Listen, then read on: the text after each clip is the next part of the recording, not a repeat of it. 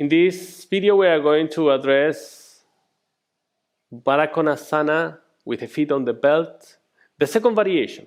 So, in previous videos, we saw the Baddha Konasana variation, how to enter and coming out. It's a must to see before attempting practicing with the FlyHighYoga belt if you haven't come to any class or training. In this variation, we are going to offer a different way of exit the pose. It's a little bit demanding, so that's why we show how to help someone to come out. Make sure that as you come out, you bring the knees closer to each other and kick with your legs, extending the knees. Hope you enjoy. Namaste.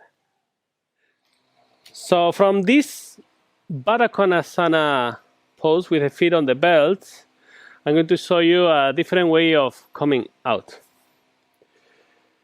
So we go into the inversion of Baddha Konasana, place the hands on the floor. Once you are here, this time we are going to hold the belt with the arms in external rotation, index and thumbs pointing up. And then as you pull, bringing the forehead to the feet, push with the feet away, bringing the knees closer to each other till you are able to exit the pose.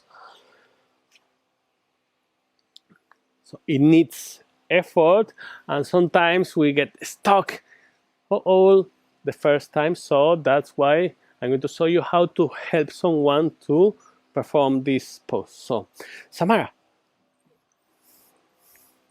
please enter the Baddha Konasana, bring one foot on the belt, knee to the side, then bring the other foot. So I'm going to stop Samara from swinging and enter directly the pose. Beautiful. Now, hold the belt with your hands in external rotation.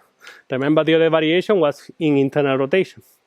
Now, as you pull forehead to the knees, I'm pulling the knees closer to each other, extend the knees, yep, and she's out. She's very strong and flexible, so it looks so easy. It's not that easy. Hope you enjoy. Thank you for your attention. Namaste.